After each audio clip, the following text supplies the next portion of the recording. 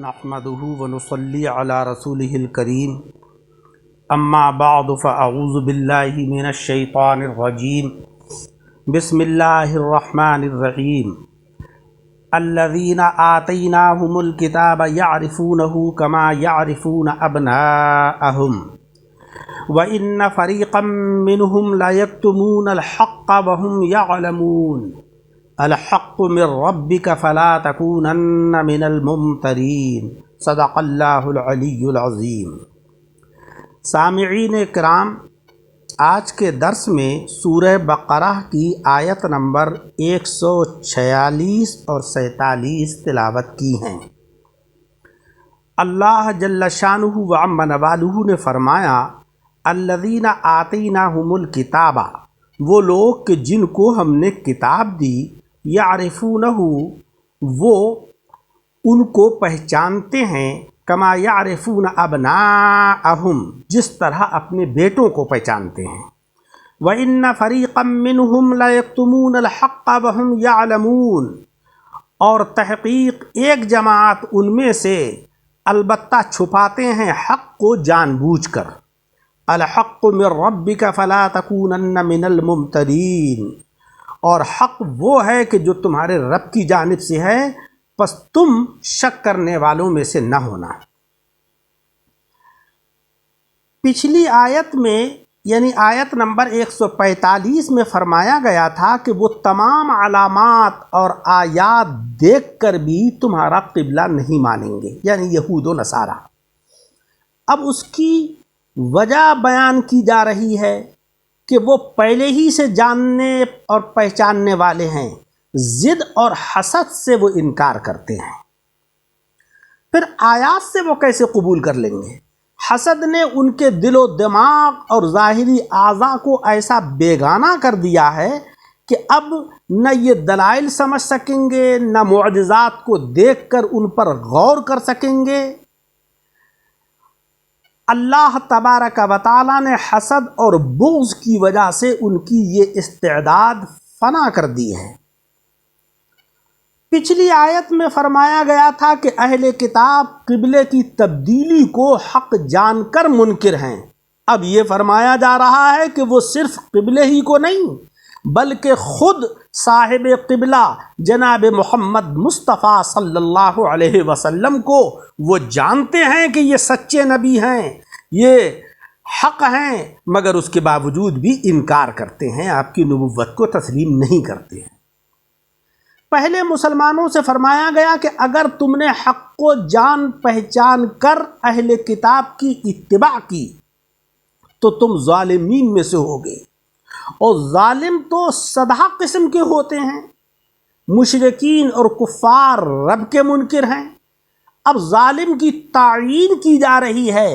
کہ اس قسم کے ظالموں میں تمہارا شمار ہوگا کہ جو جانتے ہوئے حق کو اور حق ماننے کو تیار نہیں ہیں۔ یہی حال تمہارا ہوگا کہ تم اسلام کی حقانیت کو جانتے ہو، آقا علیہ الصلاۃ والسلام کی نبوت و رسالت کو جانتے بھی ہو اور مانتے بھی ہو، اور اس کے باوجود بھی تم عمل کرنے سے قاصر ہو، تو تم بھی ظالم ہو جاؤ گے۔ الذین آتیناہم الکتاب، یہاں پر کتاب سے مراد آسمانی کتاب یعنی تورات اور انجیل ہیں، کیونکہ مدینہ منورہ میں انہی کے ماننے والے یعنی یہود و نصارہ آباد تھے، اور کتاب دینے سے مراد کتاب کا علم ہے، یعنی جن علماء یہود و نصارہ کو تورات اور انجیل کا علم عطا ہوا، وہ ہوا جن کو علم عطا ہوا، یعرفونہ، وہ آقا علیہ الصلاۃ والسلام کو پہچانتے تھے،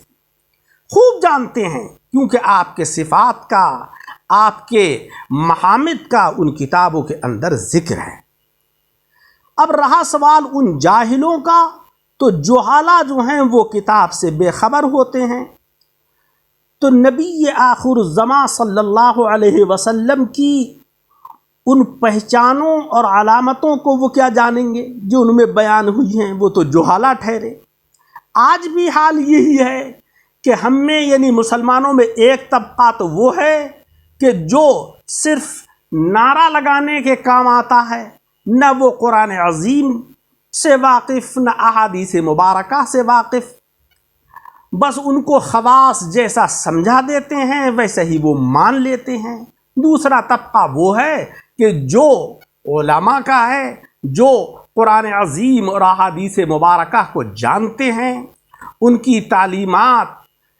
کے اوپر جوہلا عمل کرتے ہیں، لہذا خواص کو یہ چاہیے کہ وہ بڑے محتاط رہیں اور صحیح طریقے سے اسلام کی تعلیمات کو پیش کریں، کیونکہ ان کی پیروی کی جاتی ہے۔ الذین سے آخر تک جو جملہ ہے وہ تفسیر مدارک کے اندر ہے کہ ظالمین کی صفت ہے، جو پہلی آیت کے اندر گزرا، یعنی تم ان ظالموں میں سے ہو جاؤ گے جن میں یہ عیوب ہیں۔ باقی مفسرین کے کلام سے معلوم ہوتا ہے کہ یہ علیحدہ جملہ ہے، یعنی الذین مبتدا اور یعرفون یہ خبر ہے۔ یہ بات ذہن نشی رہے کہ یہ ضمیر یا تو حضور علیہ الصلاۃ والسلام کی طرف کو لوٹ رہی ہے کہ آپ کا ذکر وما انت بتابع میں ہو چکا ہے، یا کعبہ معظمہ کی طرف کو راجع ہے، یا قبلے کی تبدیلی کا جو حکم ہے اس کی طرف کو راجع ہے، مگر پہلی بات زیادہ قوی ہے کہ یہ ضمیر یعنی یعرفونہ کی آقا علیہ الصلاۃ والسلام کی طرف کو راجع ہے، کیونکہ آئندہ بیٹوں سے تشبیہ دی گئی ہے، یعنی علماء اہل کتاب کعبہ معظمہ کے قبلہ ہونے یا تبدیلی قبلہ ہونے یا جناب حبیب مکرم صلی اللہ علیہ وسلم کو صرف صورت پاک ہی دیکھ کر ایسا پہچانتے ہیں کما یعرفون ابناءہم، جیسے کہ وہ اپنے بیٹوں کو پہچانتے ہیں، کہ اگر 1000 بچوں میں بھی ان کا بچہ کھڑا ہو تو وہ پہچان جاتے ہیں کہ یہ میرا بیٹا ہے۔ وہ کسی وقت بھی تردد نہیں کرتے کہ شاید یہ میرا بچہ نہ ہو، کوئی اور ہو، بلکہ دور سے اس کی آواز سن کر، چال ڈھال دیکھ کر فوراً پہچان لیتے ہیں کہ یہ میرے بچے کی گفتار ہے، یہ اسی کی رفتار ہے۔ اسی طریقے سے جناب رسول مکرم صلی اللہ علیہ وسلم کو وہ پہچانتے ہیں، کیونکہ آپ کے صفات انہوں نے اپنی کتابوں میں پڑھے ہیں کہ آپ کا اٹھنا بیٹھنا، آپ کی گفتار، آپ کی رفتار اس طریقے کی ہوگی، لہذا وہ سب کچھ پہچانتے تھے۔ بلکہ ہر ادا سے ان کی نبوت ظاہر ہو رہی ہے، اس کو بھی وہ جانتے تھے۔ ان کے یہ سارے صفات پچھلی کتابوں میں موجود ہیں، ان کے ظہور کا تو یہ کمال، مگر آپ کا یہ حال کہ ان میں ایک گروہ تو ایمان لے آیا، جیسے کہ عبداللہ ابن سلام اور حضرت کعب احبار وغیرہ۔ خیال یہ بات رہے کہ ہم کو بھی کچھ لوگ جانتے اور پہچانتے ہیں اور حضور کو بھی جانتے اور پہچانتے ہیں، مگر ان دونوں پہچانوں میں 4 طرح کا فرق ہوتا ہے۔ ایک یہ کہ ہم کو ہماری پیدائش کے پہلے کوئی نہیں پہچانتا تھا، اور آقا علیہ الصلاۃ والسلام کو ہمیشہ سے سب جانتے تھے۔ پہلے انسان حضرت آدم علیہ الصلاۃ والسلام نے پیدا ہو کر سب سے پہلے حضور علیہ الصلاۃ والسلام کا نام ساق عرش پر دیکھا اور فوراً پڑھ لیا۔ دوسرے یہ کہ ہم کو مرنے کے کچھ عرصے کے بعد کوئی نہیں پہچانے گا، مگر حضور کے چرچے قیامت تک بلکہ ابد الآباد تک ہوتے رہیں گے، ان کی دھومیں مچی رہیں گی۔ اور تیسرے یہ کہ ہم کو پیدائش کے بعد بھی صرف انسان ہی پہچانتے ہیں، مگر حضور صلی اللہ علیہ وسلم کو ساری خدائی پہچانتی ہے اور حضور کی اطاعت کرتی ہے۔ اور چوتھا یہ ہے کہ ہم کو انسان بھی تھوڑے پہچانتے ہیں، مگر حضور کی ولادت کی خبر سارے جہان میں ایسے دے دی گئی کہ سبحان اللہ، شکم مادر میں آتے ہی عالمگیر بارش ہوئی، پارسیوں کا پرانا آتش گدا بجھ گیا،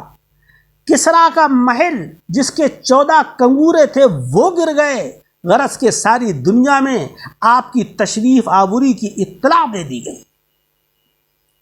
اس کے بعد ہے وَإِنَّا فَرِيقًا مِّنْهُمْ، اور تحقیق ان میں سے ایک جماعت یعنی علماء کا دوسرا گروہ جو ہٹ دھرم اور ضدی ہے، جس نے دنیا کو دین کے اوپر مقدم کر رکھا ہے۔ آج ہمارا بھی یہی حال ہے کہ ہم کلمہ طیبہ کو پڑھتے ہیں، دل سے مانتے ہیں، قرآن عظیم کو بھی مانتے ہیں کہ یہ اللہ کا کلام ہے، 5 وقت کی نمازوں کی ادائیگی کو ہم تسلیم کرتے ہیں کہ یہ ہمارے اوپر ضروری ہیں، حج کو بھی مانتے ہیں، زکوٰۃ کو بھی مانتے ہیں، ہم یہ بھی جانتے ہیں کہ جھوٹ بولنا بہت غلط ہے، شراب پینا بہت غلط ہے، سود کھانا حرام ہے، سب جانتے ہیں، مگر اس کے باوجود ہم یہود و نصارہ کی طرح ضدی اور ہٹ دھرم ہیں۔ ہمارے اندر اطاعت کا جو شعار ہونا چاہیے وہ نہیں ہے۔ لا یکتمون الحق، حق کے اوپر خوب پردہ ڈالتے ہیں وہ،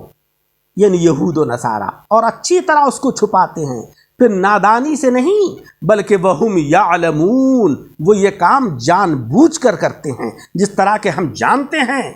کہ ہمارے اوپر نمازیں فرض ہیں، جان بوجھ کر نمازوں کو چھوڑ دیتے ہیں۔ ہم جانتے ہیں کہ سود کھانا حرام ہے، قصدن جان بوجھ کر کھاتے ہیں۔ جھوٹ بولنا حرام ہم جانتے ہیں، مگر جان بوجھ کر جھوٹ بولتے ہیں۔ یہ یہودیوں کی بری صفت ہمارے اندر سرایت کر گئی ہے۔ اللہ تعالیٰ اس صفت سے ہمیں نجات عطا فرمائے۔ الحق من ربک، الحق من ربک فلا تکونن من الممترین۔ یہ خطاب جناب نبی اکرم صلی اللہ علیہ وسلم سے ہے، مگر حق یہ ہے کہ یہ سارے مسلمانوں سے ہے، نہ کہ صرف آپ سے، کیونکہ یہاں پر حق سے حضور علیہ السلام مراد ہیں یا آپ کے صفات ہیں۔ تو آپ کے متعلق لوگوں کے شبہات دور کیے جا رہے ہیں کہ آپ کو تو اپنے بارے میں شک ہونا عقلاً محال ہے۔ حضور کے اسماء طیبہ میں سے ایک نام حق بھی ہے، اور بڑا مشہور آپ کا لقب صادق بھی ہے۔ تو حق اور صادق میں فرق یہ ہے کہ صادق وہ ہے کہ جو واقعے کے مطابق ہو، اور حق وہ ہے کہ واقعہ اس کے مطابق ہو۔ خود وہ یہ کہہ دے کہ ویسا ہی، خود وہ جو کہہ دیں وہ ویسا ہی ہو جائے، جیسا کہ کسی شاعر نے کہا ہے کہ تیرے اشارے سے سب کی نجات ہو کے رہی، تمہارے منہ سے جو نکلی وہ بات ہو کے رہی، جو شب کو کہہ دیا دن تو دن نکل آیا، جو دن کو کہہ دیا شب تو رات ہو کے رہی۔ یعنی اے مسلمانوں، جناب حبیب مکرم صلی اللہ علیہ وسلم حق ہیں، تمہارے رب کے بھیجے ہوئے ہیں، فلا تکونن من الممترین۔ جب حق یہ ہے تو تم اس میں شک کرنا تو دور، شک کرنے والی جماعت میں سے بھی نہ ہونا۔ یعنی خواہ اس قبلے یا صاحب قبلہ کی یا اہل کتاب تصدیق کریں یا نہ کریں، اس کی موافقت کریں یا مخالفت کریں، لیکن اے مسلمانوں تم کسی قسم کا تردد نہ کرنا، کیونکہ ان کی نبوت، معجزات جو ہیں وہ سب مبنی برحق ہیں، اللہ تبارک و تعالیٰ کے عطا کیے ہوئے ہیں، اور جو چیز اللہ رب العزت اپنے پیغمبر صلی اللہ علیہ وسلم کو عطا فرمائے اس میں شک کرنا یہ غلط ہے، اس سے ایمان جاتا رہے گا۔ اللہ تبارک و تعالیٰ عمل کی توفیق عطا فرمائے۔